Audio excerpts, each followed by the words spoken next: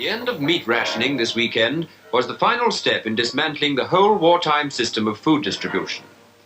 The 14-year story told by this book was over. The ration book has done its job. It's been a long job. Indeed, children up to school-leaving age have never known life without the ration book. Now it's only for mothers of the very young that visits to food offices will still be necessary. Those who want to draw welfare food, such as dried milk, orange juice and cod liver oil.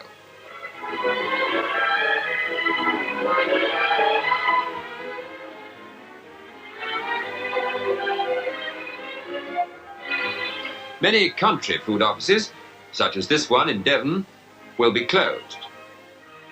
At the Ministry of Food in London, officials will turn to other jobs. But the handing out of ration books and cards has ended. Now let's recall something of the story of rationing and de-rationing. May 1949, and clothes come off the ration. One set of coupons less. January 1950, and now it was milk without coupons. Due credit was given to the cows, which, with better feeding and breeding, had increased production. May 1950 brought the end of the points system. With it came the last of cutting out those precious little squares of paper and the counting and checking that followed.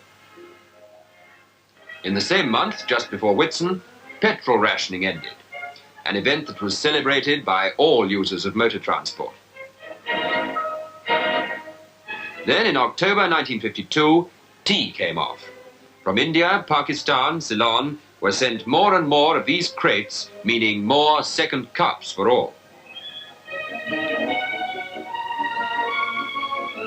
Sweets finally came off points in February 1953.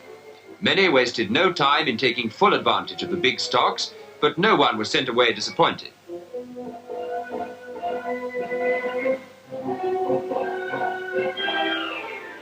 A month later, and you could make an omelette and break as many eggs as you liked for the first time in 12 years. There were more hens in British farmyards than before the war.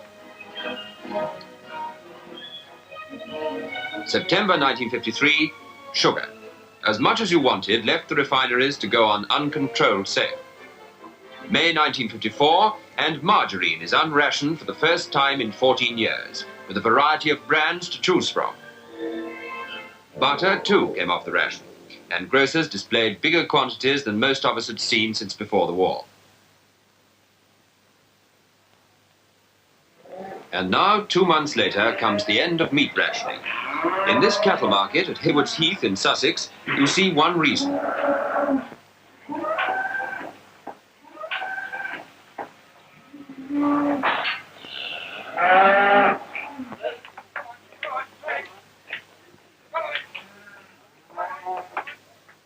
Country cattle markets are coming into their own again, and so are the crowds of experts gathered round the auctioneer's ring.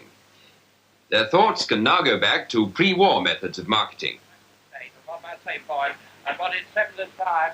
7 months, 7, 7, 7, 7, 1, 7, 1, 2, 7, 2, 3, 4, 7, 4, 5, 6, 7, 6, 8, 7, 7, 8, 7, 8, 7, 8, 10, 12, 7, 12, 7, 12, 13, 7, 13, 14, 15, 7, 15, 7, 128, and 30, 112, 14, 16, 116, 18, 118, 20, 120. After the auctioneer had finished, he was asked about the wartime marketing system. What has happened during the war, particularly on account of the rationing of meat, the whole of the fat stock comprising the cattle, pigs, sheep and cows have been taken over by the Ministry of Food direct at controlled prices. And as to the future prospects, the auctioneer summed up the outlook in these words. What I think is going to happen is that the butchers can now select their particular grade of stock in order that they can fulfill their orders to their particular customers. Despite increased home produce, meat supplies have been the Ministry of Food's biggest problem. Quantities still come from Australia and New Zealand, South America and elsewhere. From the quayside, the frozen meat is taken to big storage depots, such as this one at Smithfield. From here, it leaves on its way to the shops.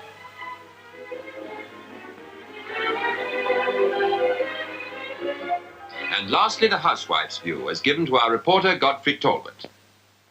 Now we have a representative of all those who, at the weekend, go into the butcher's shop and actually buy the meat. The housewives and all those who do the shopping for the family. We've got one of them here, Miss Warren from Herne Hill, who does shop for a family every week. Now, what difference is this decontrolling going to mean in your shopping life?